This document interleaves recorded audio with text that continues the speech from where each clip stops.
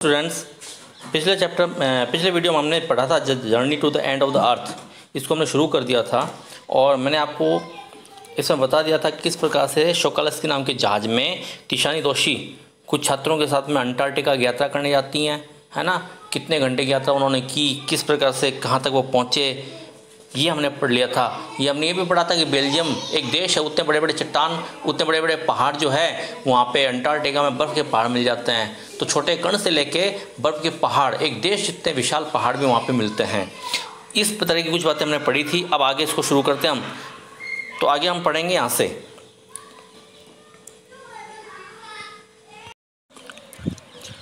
Days go on and on and on in serial 24-hour austral summer light and a ubiquitous silence, uninterrupted only by the occasional avalanche of carving ice sheet consecrate the place। आगे वो कहती हैं कि days go, दिन बीतते हैं और बीतते हैं, दिन गुजरते हैं और गुजरते हैं इन serial यानी सपने की भांति, दिन सपने की भांति बीत रहे हैं। 24-hour austral summer light, 24 घंटे लगातार सूर्य की गर्मी की रोशनी में, उस दूधिया सफ़ेदी में, and an ubiquitous silence, ubiquitous चारों ओर फैला हुआ, सर्वत्र फैले हुए चुप्पी में। अंटार्कटिका में इतनी खामोशी है कि वो खामोशी के पल वहाँ पे बीत रहे हैं। ठीक है, 24 घंटे बीत रहे हैं, दिल यूँ ही बीत रहे हैं। जो 2-4 दिन वहाँ पे वो रुके ना, जो छात्र थे घूमने के लिए गए थे वहाँ पे, तो लेखिएगा कहती दिन बीतते हैं चुप्पी में लगातार बीतते हैं सूर्य की धूप में। वो चुप्पी जो सर्वत्र फैली हुई है, uninterrupted only by the occasional avalanche or calving I sheet, जो कभी कभी भंग होती है, वो शांति भंग होती है। किससे भंग होती है? ओकेजनल, कभी कभी, अवेलेंच और काल्विंग आई शीट, किसी आई शीट बर्फ़ की चट्टान के टूटने से। अवेलेंच यानी बर्फ़ की चट्टान का टूटना, बिखरना। तो बर्फ़ की चट्टान कभी कभी टूटती है, उस टूटने की आवाज़ से शांति भंग होती है। नहीं तो दिन बीतते जाते हैं लगातार, ऐसे जैसे वो दिन सपने में बीत रहे हों, है ना, बिल्कुल शांति में जो सर्वत्र फैली हुई है वहाँ पे। वो शांति कभी कभी भंग होती है। कब भंग होती है? जब कोई पत्थर की चट्टान जो है वो टूटती है, टूट के गिरती है तब। आगे वो कहती हैं, It is an immersion that will force you to place yourself in the context of the Earth's geographical history, and for human the prognosis is not good। आगे वो कहती है, It is an immersion that will force, तो वो कहती है एक immersion है, ये एक तल्लीनता है, दैट विल फोर्स यू, जो आपको फोर्स करती है, आप पे जोर डालती है, to place yourself in the context of the earth geographical history, कि आप अपने आप को धरती की भौगोलिक इतिहास के बारे में, उसके संदर्भ में अपने आप को जोड़ें। And for humans the prognosis is not good, और मानव के लिए ये जो प्रोग्नोसिस है ये सही। तो प्रोग्नोसिस का मतलब यहाँ पे हुआ किसी चीज़ की भविष्यवाणी करना, तो ये भविष्यवाणी जो मनुष्य के लिए सही नहीं है। आगे वो कहती है ह्यूमन इम्पैक्ट्स, ह्यूमन यानी मानवीय प्रभाव। क्या मानवीय प्रभाव पड़ा है अंटार्कटिका पे, उसके बारे में चर्चा करें आगे। वो human civilisations have been sound around for the paltry 12,000 years, barely a few second on the geographical clock. मानव की सभ्यता जो है वो यहाँ पे रही है लगभग पाल्ट्री छोड़े से 12,000 साल। मानव को जन्म लिए धरती पे 12,000 साल ही हुई हैं। ऐसा कौन बोलती है? तिशानी दोषी जो है इस लेखिका, इस लेख की, वो कहती है 12,000 साल से मनुष्य का अस्तित्व धरती पे है, और ये थोड़ा सा समय ही हुआ है ना। बेयरली a few second on the geographic clock, ये यूँ तो बड़ा बहुत लंबा समय, 12,000 साल बहुत होते हैं, लेकिन इसकी तुलना हम जियोग्राफिकल क्लॉक पे करें, भौगोलिक घड़ी के हिसाब से इसको देखें, तो भौगोलिक लाखों करोड़ों साल से धरती बनती है, उसका आज ये वास्तविक रूप, उसमें से 12,000 घटाएँ तो 12,000 उसके सामने बहुत छोटी सी संख्या है। तो 12,000 साल हुए हैं, और जो कि जियोग्राफिक क्लॉक के हिसाब से बहुत छोटी संख्या है, उतने साल धरती को हुए हैं मानव पैदा हुए, मानव को पैदा हुए धरती पे कितने साल हुए हैं। इन दैट शॉर्ट टाइम, इतने छोटे समय में, we have manage to create quite a ruckus etching our dominance over nature with our villages, town, cities, mega cities. और इतने समय में मनुष्य ने अपने आप को बहुत ज़्यादा परिवर्तित कर लिया है ना। उसने गांव बसाए, शहर बसाए और महानगर बसा लिए। The rapid increase of human population has left us battling with other species for limited resources. और मानव की बढ़ती हुई पॉपुलेशन जो है, मानव की बढ़ती जनसंख्या जो है उसने हमको छोड़ दिया है, बैटलिंग यानी लड़ते हुए, युद्ध करते हुए। किसके साथ में? विद अदर स्पेसीज, अन्य प्रजातियों के साथ में, अन्य पशुओं के साथ में, पक्षियों के साथ में, फॉर लिमिटेड रिसोर्सेज। रिसोर्स बोलते संसाधनों को, लिमिटेड यानी जो सीमित हैं। तो धरती पे सीमित संसाधनों के लिए हम मनुष्य जो हैं वो लड़ रहे हैं। किससे लड़ रहे हैं? अन्य प्रजातियों से, अन्य जीवों से लड़ रहे हैं, है ना। मनुष्य देखो हर चीज़ संसाधन पे अपना हक जमाए हुए हैं। यही कारण है कि आज अन्य प्रजातियां जो हैं, चाहे वो पशुओं की हो, चाहे पक्षियों की हो, वो विलुप्त होने के कगार पे आ गई। बहुत सी जातियां तो विलुप्त हो गई हैं। क्यों हो गई है? क्योंकि मनुष्य ने अपने स्वार्थ के लिए जंगलों को ख़त्म कर दिया, अन्य संसाधनों को ख़त्म कर दिया। तो इस प्रकार से मनुष्य जो हैं हम लड़ रहे हैं। किससे? अपने आप के साथ भी और अन्य प्रजातियों के साथ भी। किसके लिए? सीमित संसाधनों के लिए। And the unmitigated burning of fossil fuel has now created a blanket of carbon dioxide around the world. और लगातार जो जलते हुए फॉसिल्स है, फॉसिल्स बोलते हैं पशुओं के अवशेषों को। जो अवशेष हैं उसका जो ईंधन है वो जब जलता है तो now created a blanket of carbon dioxide around the world. पूरे संसार में उसने क्या कर दिया है? कार्बन डाइऑक्साइड की परत को चढ़ा दिया है। इतने सारे मनुष्य हैं तो ईंधन भी जलाएंगे, है ना। खाना पकाने के ईंधन का यूज़ होता है, और ईंधन का यूज़ होता है उसमें क्या क्या है? उसमें फॉसिल्स भी है, फॉसिल फ्यूल भी है, यानी अवशेषों के ईंधन भी है। उसकी वजह से पूरे विश्व में क्या हो गया है? कार्बन डाइऑक्साइड की एक परत चढ़ गई है, which is slowly but surely increasing the average global temperature. जो कि धीरे धीरे लेकिन निश्चित रूप से इंक्रीज बढ़ा रही है। किसको? एवरेज ग्लोबल टेम्परेचर को बढ़ाई है। कौन बढ़ा रहा है? कार्बन डाइऑक्साइड की परत, जो हम मनुष्यों के ईंधन जलाने से बढ़ रही है। तो धरती के ऊपर चारों तरफ मनुष्य ने क्या कर दिया है? कार्बन डाइऑक्साइड की परत चढ़ा दी है, और वो धीरे धीरे धरती को गर्म और गर्म किए जा रही है। Climate change is one of the most hotly contested environmental debates of our time. Climate change और परिवर्तन, मौसम का परिवर्तन जो है वो हमारे समय में फ़िलहाल एक बहुत बड़ा डिबेट का सवाल है ना। वाद विवाद का एक सवाल है हमारे सामने। Will the West Antarctic ice sheet melt entirely? क्या वेस्ट बोलते हैं पश्चिम को, पश्चिम की अंटार्कटिका की शीट जो है, आइस शीट जो है, क्या पूरी तरह से मेल्ट पिघल जाएगी? क्या एक दिन ऐसा आएगा कि अंटार्कटिका के बड़े बड़े चट्टान जो है, पहाड़ जो बर्फ़ के, वो पिघल जाएंगे? Will the Gulf Stream ocean current the disturbed? क्या गल्फ की इस धारा जो है ना, गल्फ स्ट्रीम ओशन जो है, एक समुद्र गल्फ स्ट्रीम के नाम से है, तो क्या वो करंट भी डिस्टर्बटेड? उसके करंट यानी उसकी धाराओं में भी फर्क आएगा। जब ये बर्फ़ पिघलेगी क्या उसका प्रवाह बढ़ जाएगा? समुद्र का जो है स्तर वो बढ़ जाएगा। Will it be the end of the world be as we know it? अगर ऐसा होता है, विल इट बी, ऐसा होगा तो the end of the world as we know it, तो शायद ये धरती पे, क्या ये धरती का अंत हो जाएगा जैसा हम जानते हैं।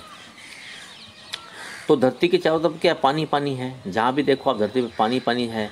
अगर ये पानी का स्तर बढ़ता है तो क्या होगा? धरती डूब जाएगी। तो क्या ऐसा होगा कि ये सारी की सारी चट्टानें पिघल जाएंगी? पिघलने से स्तर बढ़ेगा समुद्र का और धरती जो है इसमें समा जाएगी, है ना। और शायद ये क्या अंत हो जाएगा जैसा हम इसको जानते हैं। मे भी हो सकता है, मे बी नॉट, और नहीं भी हो सकता है। इसका पता नहीं कि हो भी जाए ऐसा, नहीं भी हो। आइदर वे जो भी हो, Antarctica is a crucial element in this debate. Antarctica जो है वो एक जटिल तत्व है, इस डिबेट का एक अंग है।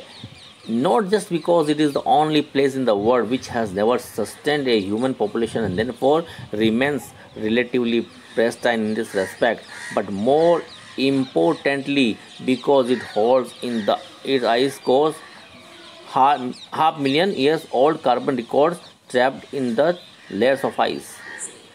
आगे वो कहते हैं अंटार्कटिका जो है ना वो एक तत्व, ऐसा तत्व है, जटिल तत्व है जिसके हमें डिपेंड कर सकते हैं इस मामले में। आगे वो कह रही है नॉट जस्ट, केवल इसलिए नहीं क्योंकि ये केवल एक ऐसा स्थान है which has never sustained a human population, जिसपे मनुष्य ने कभी अस्तित्व मनुष्य का नहीं हुआ है, जिसपे मनुष्य कभी आया नहीं है।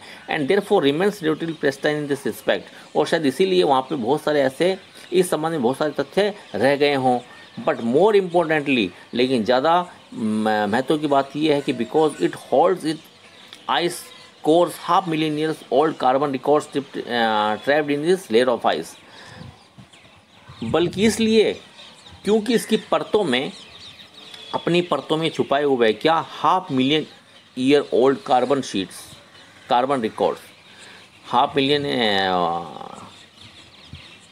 नहीं 5 लाख हो गया है ना, 5 लाख साल पुराना कार्बन की शीट्स जो है इसके धरातल में रखी हुई हैं। मतलब ये हुआ कि 5 लाख साल से अंटार्कटिका जो है जो का त्यों बना हुआ है, इस पर कभी मनुष्य का प्रवेश नहीं हुआ है, आम मनुष्य वहाँ पे नहीं पहुँचा है। ठीक है, ऐसी कंडीशन में इसने 5 लाख सालों से जो है कार्बन की परतें इस पर बिछी हुई हैं।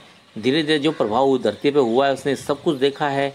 If we want to study and examine the earth past present and future, अगर हम चाहते हैं कि हम धरती का पास्ट, उसका प्रेजेंट वर्तमान और उसका फ्यूचर भविष्य और उसका भूतकाल, ये सब का एग्जामाइन करें, इस सब का परीक्षण करें, तो Antarctica is the place to go. तो शायद धरती पे अंटार्कटिका एक ऐसा स्थान होगा कि वहाँ पे जाया जाए।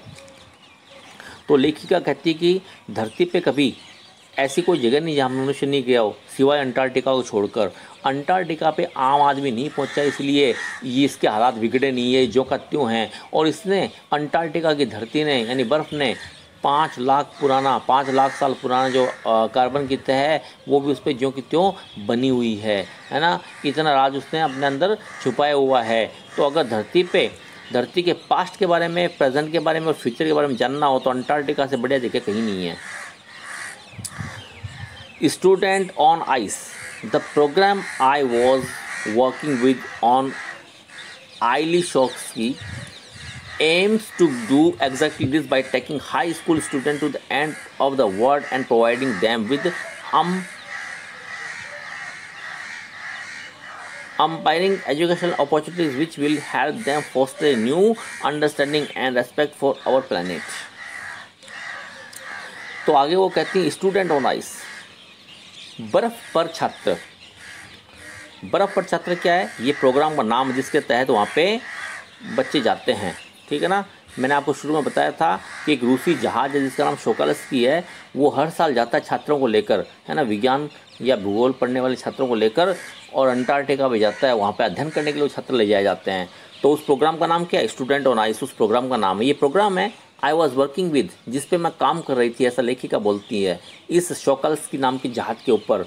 एम्स, इसका उद्देश्य है टू डू एग्जैक्टली दिस, यही काम करना, अध्ययन करना, by taking high school students, ले जाते हुए हाई स्कूल के छात्रों को, to the end of the world, धरती के किनारों की तरफ, और providing them with empowering educational opportunities, और उनको देते हुए ऐसी अवसर देते हुए जो पढ़ने के अवसर हैं, अध्ययन के अवसर है, विच विल हेल्प देम, जो उनकी मदद करेगा, फोस्टर ए न्यू अंडरस्टैंडिंग, एक नई समझ पैदा करने के लिए, and respect for our planet, और अपने प्लैनेट का रेस्पेक्ट करने के लिए। प्लैनेट यानी नक्षत्र, ग्रह, कौन सा ग्रह? धरती।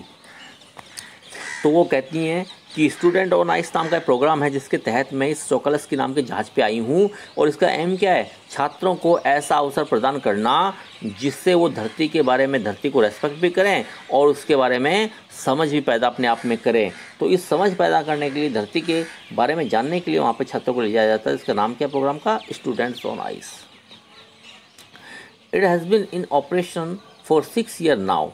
लेखिका कहती है जब ये उन्होंने लिखा था तब से 6 साल से ये प्रोग्राम चल रहा था। हेडेड बाय कैनेडियन जॉफ ग्रीन, जिसको एक कनाडा का नागरिक है जॉफ ग्रीन नाम के, उन्होंने इसको शुरू किया था। Who got tired of carting celebrities into and retired rich curiosity seekers who could only give back in a limited way. तो उन्होंने जॉफ ग्रीन नाम के उस व्यक्ति ने इसको शुरू किया था, इस प्रोग्राम को, जो कि थक गए थे। किस से थक गए थे? ले जाते हुए सेलिब्रिटीज़ को, बड़े बड़े नामी गिरामी लोगों को, रिटायर्ड लोगों को, धनी लोगों को, और जिज्ञासा वाले लोगों को, जो उनको लिमिटेड वे में देते थे वापस। तो वो घुमाने के लिए ले जाते थे अपने जहाज़ पे उन लोगों को जो रिटायर्ड होते थे, धनी होते थे, है ना, लेकिन उस काम से ऊब गए थे। विद स्टूडेंट्स ऑन आइस, लेकिन जब उन्होंने प्रोग्राम शुरू किया student on ice, he offers the future generation of policy makers a life changing experience at an age. तब उन्होंने क्या किया, भविष्य की पीढ़ियों को उन्होंने, जो पॉलिसी मेकर्स हैं, जो निर्माण करने वाली पॉलिसी का नीतियों का निर्माण करने वाली पीढ़ियां हैं, उसको जीवन को परिवर्तित करने का एक अवसर दिया उस उम्र में, when they are ready to absorb, जब वो हर चीज़ को सोख लेने में तैयार हैं। कौन? छात्र। लर्न, सीखने के लिए तैयार हैं, एंड मोस्ट इम्पोर्टेंटली एक्ट, और सबसे ज़्यादा एक्ट यानी कार्य करने के लिए तैयार है। तो कनाडा का नागरिक है जॉफ ग्रीन, उन्होंने इस प्रोग्राम को शुरू किया था। वो पहले क्या करते थे, बड़े बड़े पैसे वाले लोगों को, रिटायर्ड लोगों को घुमाने के लिए जाते थे, लेकिन ये काम उन्होंने ऊब गए थे इस काम से। उसके बाद उन्होंने क्या किया, आइस ऑन स्टूडेंट्स नाम का एक प्रोग्राम चलाया, जिसके अंदर उन्होंने भविष्य की पीढ़ियों को, इन छात्रों को वहाँ पे ले जाने लगे वो अंटार्कटिका में, और उनके सामने नए नए अनुभव पैदा करने लगे, है ना, उस पीढ़ी के लिए सामने, जो कि हर ज्ञान को सोखने में, उसको सीखने में और ज़्यादा से ज़्यादा काम करने में समर्थ थी। The reason the program has been so successful is because it is impossible to go anywhere near the South Pole and not be acted by it. The reason in कारण कि ये प्रोग्राम जो इतना सक्सेसफुल क्यों हुआ है, ऐसा इसलिए है क्योंकि it is impossible to go anywhere near the South Pole. ये बात बिल्कुल असंभव है कि साउथ पोल के पास कोई जाए, दक्षिण ध्रुव के पास कोई जाए, not be affected by it, और इससे प्रभावित हुए बिना रह जाए, इससे प्रभावित नहीं हो। It is easy to be blase about polar ice caps melting while sitting in the comfort zone of respecting latitude and longitude, but when you can visibly see glacier retreating and ice shelving collapsing, you begin to realize that the threat of global warming is very real. आगे वो कहती हैं कि it is very easy to be blessed about polar ice caps melting. बड़ा आसान है सोचना कि किस तरह से बर्फ़ पिघल रही होगी। ये बात हम सब सोचते हैं जब बैठे हुए इन द कम्फर्ट जो आराम वाले जोन में अपने संबंधित अक्षांशों और गोलार्धों में, तो when you can visibly see glacier returning and ice shelves collapsing, लेकिन आप जब वास्तव में जाते हैं, देखते हैं कि किस प्रकार से ग्लेशियर पिघल रहे हैं, किस प्रकार से बर्फ़ की बड़ी बड़ी चट्टानें टूट के गिर रही हैं, तो शायद यू बिगिन टू रियलाइज, आप महसूस करने लग जाओगे द थ्रेट, उस धमकी को, है ना, उस डर को ऑफ ग्लोबल वार्मिंग, जो ग्लोबल वार्मिंग का डर है, इज़ वेरी रियल, कि वास्तव में ये है। लेखिका कहती है ये प्रोग्राम सक्सेसफुल हुआ है क्योंकि साउथ पोल की तरफ जाना आम आदमी के लिए मुनासिब नहीं है, बड़ा ही इम्पॉसिबल है। ऐसे में जब आप जाते हैं, आप अनुमान लगाते हैं अपने घर पे बैठकर, जो कि किसी भी लैटिट्यूड लॉन्गिट्यूड में हो सकता है, अक्षांश में हो सकता है, देशांतर में हो सकता है, वहाँ पे आपको अनुमान नहीं होगा कि ग्लोबल वार्मिंग का जो हल्ला मचा हुआ है वो कितना खतरनाक है। लेकिन जब आप वहाँ पे वास्तव में जाएंगे और देखेंगे बर्फ़ के पहाड़ टूट के गिर रहे हैं, बर्फ़ के पहाड़ पिघल रहे हैं धीरे धीरे, तब आपको शायद ग्लोबल वार्मिंग के डर का पता लगे कि वास्तव में डर कितना बड़ा है। अगर यही होता रहा तो एक दिन सारे बर्फ़ के पहाड़ टूट के समुद्र में शामिल हो जाएंगे और समुद्र का पानी शायद धरती को ख़त्म कर देगा। आगे वो कहती हैं, Antarctica because of her simple ecosystem and lack of biodiversity is the perfect place to study how little changes in the environment can have big repercussions. Antarctica क्योंकि इसका छोटा सा सिंपल इकोसिस्टम है, यहाँ पे बायोडाइवर्सिटी बहुत कम है, जैव विविधताएँ ना के बराबर है, वहाँ पे कोई जीवन नहीं है, कोई पेड़ पौधे नहीं है ना, इकोसिस्टम भी एक जैसा रहता है, तो ये परफेक्ट प्लेस है। किसके लिए है? टू स्टडी करने के लिए, अध्ययन करने के लिए, कि किस प्रकार से little changes in environment can have big repercussions, कि किस प्रकार से वातावरण में थोड़े थोड़े से बदलाव जो है ना, वो बड़े प्रभाव कैसे डाल सकते हैं। वातावरण में छोटा सा प्रभाव बड़ा असर कैसा डाल सकता है, ये हमको अंटार्कटिका ही बता सकता है, क्योंकि अंटार्कटिका का जैव विविधता ना के बराबर है और वहाँ पे एक जैसा इकोसिस्टम रहता है। Take the microscopic phytoplankton, those glasses of the sea that nourish and sustain the entire Southern Ocean of food chain. आगे वो कहते हैं उदाहरण ले लीजिए, आप ले लीजिए उदाहरण माइक्रोस्कोपिक पाइथोप्लैंक्टन का। ये घास है, माइक्रोपैथिक प्लाइकोपेंडन, समुद्र में उगने वाली घास है, समुद्र की घास, ठीक है ना, तो समुद्री घास है ये।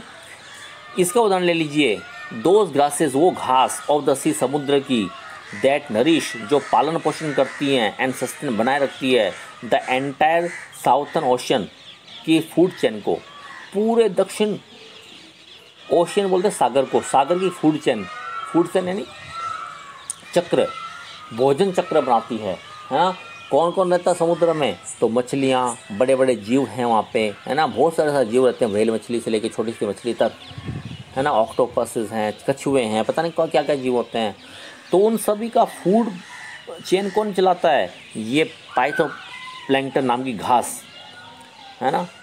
These single called plants use single cell plants use the sun's energy to assimilate carbon and synthesize organic compounds in the wondrous and most important of process called photosynthesis. These single cell plants, ये एक कोशिकीय पौधे use करते हैं सन की energy को, सूर्य की energy यानी उसकी ऊर्जा को यूज़ करते हैं। किसके लिए यूज़ करते हैं? To assimilated carbon and synthesis organic compounds in that wondrous and most important process called photosynthesis. Photosynthesis की जो क्रिया है उसको पूरा करने के लिए ये सिंगल सेल के प्लांट्स जो हैं ये एनर्जी के लेते हैं किससे? सूर्य से, यानी सूर्य से अपना भोजन ग्रहण करते हैं, है ना। विज्ञान के छात्र समझते हो कि फोटोसिंथेसिस क्या होता है ना। तो वो उसकी क्रिया सूर्य की एनर्जी लेकर ये सिंगल सेल प्लांट पूरा करते हैं। Scientist warn that a further depletion in the ozone layer will affect the activities of phytoplankton. वैज्ञानिक हमको बताते हैं कि आगे अगर डिप्लेशन हुआ ओजोन की परत, ओजोन की लेयर जो परत जो है उस पर थोड़ा और नुकसान हो गया तो निश्चित रूप से फाइटोप्लैंक्टन पर असर होगा इसका, और उस पर असर होगा तो क्या होगा? Which in turn will affect the lives of all the marine animals. ये सारे के सारे मैरीन बोलते समुद्र को, समुद्री जानवरों के ऊपर एंड पक्षियों के ऊपर जो उस क्षेत्र के हैं उस पर असर डालेगा, एंड ग्लोबल कार्बन साइकिल, और पूरे ग्लोबल कार्बन साइकिल पे भी असर डालेगा। विश्व के कार्बन साइकिल पे भी इसका असर होगा। किससे? अगर धरती पे ओजोन में थोड़ा सा और, ओजोन की परत में थोड़ा सा और छेद बड़ा हो गया, उसमें और नुकसान पहुंचता है तो फाइटोप्लैंक्टन घास जो ख़त्म हो जाएगी। अगर ये घास ख़त्म होती है तो ये सारे एनिमल जो है ना, समुद्री जानवर, इनके लिए भोजन का संकट आ जाएगा और कार्बन साइकिल का भी असर हो जाएगा, उस पर भी असर पड़ेगा। In the parable of phytoplankton there is a great metaphor for existence. Take care of the small things and big things will fall into places. अगर हम लोग को फाइटोप्लैंक्टन को बचाना है तो हमको अस्तित्व को देखना पड़ेगा, है ना। इसके अस्तित्व का एक रूपक हमको देखना पड़ेगा, वो क्या है? Take care of small things. छोटी छोटी चीज़ों का आप ध्यान दीजिएगा और बड़ी चीज़ अपने आप ही हो जाएंगी, ठीक है ना। उदाहरण के लिए मान लो हम सब सफाई पसंद करने वाले हैं, मैं अपने घर को साफ़ कर दूँ, आप अपने घर को साफ़ कर दे, वो अपने घर को साफ़ कर दे, तो सारे जगह जो है ना अपने आप साफ़ हो जाएगी। तो थोड़ी थोड़ी चीज़ जो है ना उसका असर होता है। अगर थोड़ी सी चीज़ को हम ध्यान दें तो शायद बड़ा असर इसका आएगा। अगर हम प्रदूषण ना फैलाएं, हम बेकार में आग ना जलाएं, ऐसी चीज़ों पर ध्यान रखें जो गर्मी पैदा करने वाली हों, है ना, उससे बचाए रखें, गंदगी ना फैलाए, तो शायद इसका असर पड़ेगा। आगे वो कहते हैं वॉक ऑन द ओशन, समुद्र पे चलना। My Antarctic experience was full of such एफिफेंसीज।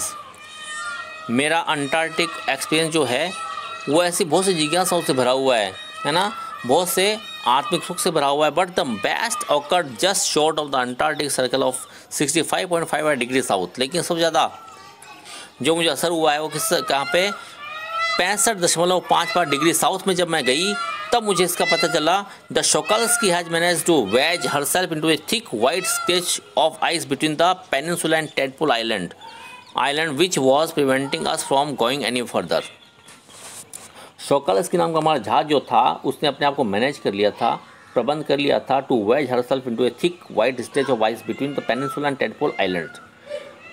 ये दो आइलैंड के नाम हैं, द्वीपों का नाम पेनिनसुला और टेडपोल। उन द्वीपों के बीच की जगह में जाने में वो सक्षम हो गया। विच was preventing us from going any further. लेकिन अब आगे जो थी वो चट्टान जो थी ना वो सख्त हो गई थी, आगे पानी जमा हुआ था, अब हम आगे नहीं जा सकते, जहाज आगे बढ़ नहीं सकता था। The captain decided we were going to costa America to turn around and head back north, but before we did we were all instructed to climb down the gangplank and walk on the ocean. So there we were, all 52 of us, kitted out in Gore-Tex and glare, walking on a stark whiteness that seemed to spread out forever. आगे वो कहती हैं कि उस चट्टान के पास वो जहाज़ रुक गया। आप कैप्टन ने जहाज़ के कैप्टन ने क्या डिसाइड किया कि we were going to turn around and head back north, हम वापस जहाज़ को मोड़ेंगे और उत्तर की तरफ जाएंगे। लेकिन ऐसा हम करते इससे पहले ही वी वर ऑल इंस्ट्रक्टेड, हमको सबको इंस्ट्रक्ट किया गया, हमको सबको सूचना दी गई, हमको सूचित किया गया, हमको निर्देश दिया गया टू क्लाइम डाउन, कि हम उतर जाएं गैंग प्लैंक यानी जहाज से उतरने के लिए जो लकड़ी की तख्ता होती है उसकी सहायता से, and walk on the ocean, और समुद्र के ऊपर हम चहलकदमी करें, टहलें, है ना, समुद्र जमा हुआ था वहाँ पे। सो देर वर वी वर, इसलिए हम वहाँ पे चले गए, ऑल 52 ऑफ अस, हम सब 52 लोग कौन, वो सब छात्र वगैरह जो भी उनके साथ गए थे, सभी लोग जो जहाज पे थे, kitted out in Gore-Tex and glares, walking on a stark whiteness that seem to spread out for air. हम सब के पास Gore-Tex एंड ग्लेयर्स मतलब कुछ चश्मे वगैरह होते हैं काले, जो नंगी आंखों से हम बर्फ़ पे देख नहीं सकते, सूर्य की रोशनी बहुत तेज़ी से पड़ती है आंखों पे, तो चश्मा वगैरह और कुछ और अन्य सामान हमारे पास था किट में। उसके साथ हम चले गए उस सफ़ेदी के ऊपर, जो अनंत सफ़ेदी फैली हुई थी उसके ऊपर। Underneath our feet was a metre thick ice pack, हमारे पैरों के नीचे 1 मीटर चौड़ी बर्फ़ की परत थी। एंड अंडरनीथ दैट, और उसके नीचे 180 metres of living breathing salt water, उसके नीचे 180 मीटर गहराई तक लिविंग यानी जिंदा, ब्रीदिंग यानी सांस लेता हुआ, सॉल्ट वाटर यानी नमकीन पानी था, यानी समुद्र था। तो लेखिका कहती है जहाँ से उतर गए, हम किस पे चल रहे थे, हम बर्फ़ के ऊपर चल रहे थे। तकरीबन 1 मीटर मोटी परत थी बर्फ़ की, वो जमी हुई थी, उसके नीचे धरती के नीचे, उस बर्फ़ के नीचे 180 मीटर की गहरा समुद्र था, है ना, नमकीन पानी था जो सांस ले रहा था, उसमें जानवर थे, जीव थे, मछलियाँ थीं, जिंदा था। In the periphery crab eater seals, periphery बोलते क्षेत्र को, क्रैब बोलते हैं एक जानवर होता है समुद्र, केकड़ा को खाने वाली सील वहाँ पे थी, were stretching and stunning themselves on ice floes much like stray dogs will do under the shadow of a banyan tree. तो वहाँ पे हमने क्या देखा, वहाँ पे हमने देखा कि क्रैब को खाने वाले, केकड़े को खाने वाली सील मछलियाँ थी वहाँ पे, जो कि वहाँ बिछी हुई थी, अपने आप को धूप में सेक रही थी, आइस फ्लोज बर्फ़ के चट्टानों के ऊपर, और वो ऐसे बची हुई जैसे गलियों के कुत्ते, स्ट्रे डॉग नहीं, आवारा कुत्ते जो हमारे यहाँ पे पाए जाते हैं under the shadow of banyan tree. जिस प्रकार से हम बरगद के पेड़ नीचे कुत्तों को देखते हैं, है ना, हमारे इलाके में, ठीक वैसे ही वहाँ पे इधर उधर सील मछलियाँ थीं जो कि केकड़ों को खाने वाली होती हैं। It was nothing sort of A revelation, everything does Indeed connect, कुछ भी अलग नहीं था, ये सब का सब जो था ये आपस में कहीं ना कहीं मिला हुआ था, ये सब कुछ एक तरह से आपस में मिला हुआ था। रहस्योद्घाटन था, रिलेशन बोलते रहस्योद्घाटन को, तो एक तरह से रहस्योद्घाटन था, और ये बताता था कि सब कुछ एक दूसरे से चीज़ें जुड़ी हुई हैं। 9 टाइम जोन्स, 9 समय के zone, 6 checkpoints, 6 checkpoints, 3 bodies of water, 3 प्रकार के समुद्र, एंड मैनी इकोस्फेयर, और बहुत सारा इकोस्फेयर यानी बहुत सारे जगह जगह मौसम का परिवर्तन। Later I was still wondering about the beauty of balance in play of our planet, बाद में मैं अभी भी सोच रही थी about the beauty of balance in play of our planet, कि किस प्रकार से हमारा धरती जो है, प्लेनेट यानी नक्षत्र ग्रह धरती, हमारा धरती जो है वो किस प्रकार से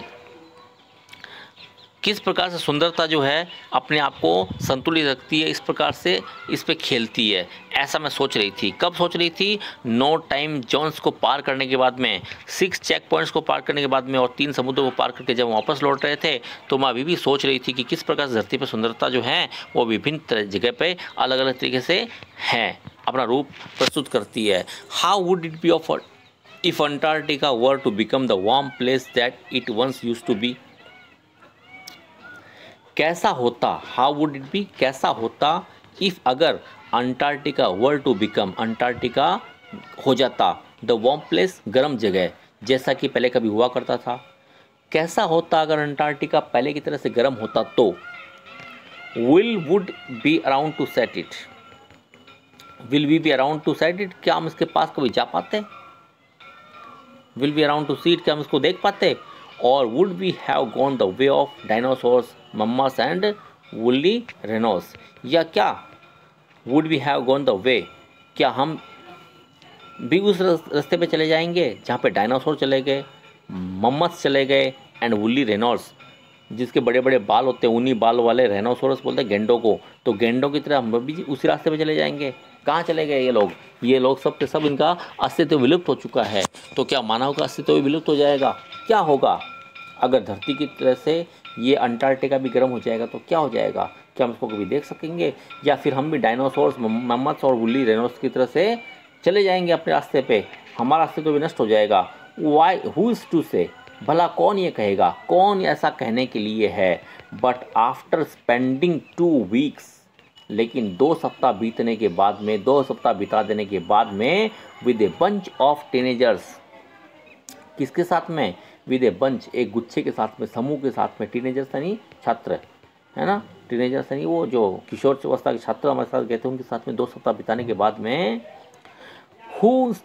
who still have the idealism to save the world, जिनके मन में अभी भी एक आदर्श विचारवाद है, किसका? Save the earth, save the world, संसार को बचाने का।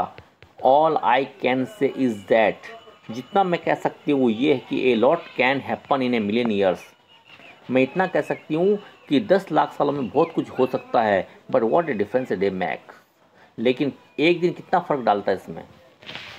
तो लेखिका कहती है कि मैं ये सोच रही हूँ 2 सप्ताह इन बच्चों के साथ बिताने के बाद में, वहाँ पे अंटार्कटिका जाने के बाद में, कि 10 लाख साल में धरती पे कितना परिवर्तन हो सकता है, लेकिन क्या एक दिन इस परिवर्तन पे कुछ असर डाल सकता है।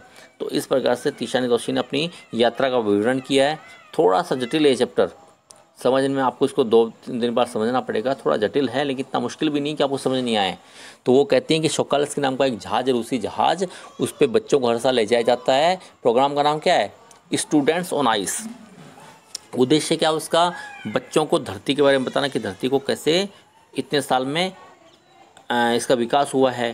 पहले पूरी धरती पे धरती एक ही थी, है ना, पानी अलग चला हुआ था, फिर धरती के 2 टुकड़े हुए, है ना, एक टुकड़ा ऊपर चला गया, एक अंटार्कटिका नीचे बन गया, है ना। अंटार्कटिका में बर्फ़ फैली हुई है, बर्फ़ की चट्टान पिघल रही, उसका फ़र्क क्या पड़ सकता है ना। क्या धरती पे जैसा डायनासोर्स हुए, डायनासोर के साथ हुआ, वूली रेनोस के साथ हुआ, क्या वैसा हमारे साथ भी होगा? क्या मानव का अस्तित्व भी खत्म हो जाएगा, हैं, या इसको बचाने पाने में सक्षम होंगे? तो इस तरह के सवालों को पैदा करता हुआ अंटार्कटिका की यात्रा का वर्णन इसमें किया गया। ये भी बताया गया अंटार्कटिका कितनी सुंदर जगह है ना। ये भी बताया गया कि अंटार्कटिका धरती का जैसे हम अगर अध्ययन करें तो इससे बेटर कोई जगह नहीं हो सकती। तो इस प्रकार की सब बातें हमने पढ़ी हैं, तीशानी दोषी इसको लिखा है। उम्मीद करता हूँ आपको समझ में आया है। समझ में आया तो बच्चों वीडियो को शेयर करना, लाइक करना, वीडियो देखते रहना। अगले चैप्टर के साथ मैं फिर से उपस्थित होऊंगा आपके सामने। तब तक के लिए मुझे विदा दीजिएगा। धन्यवाद।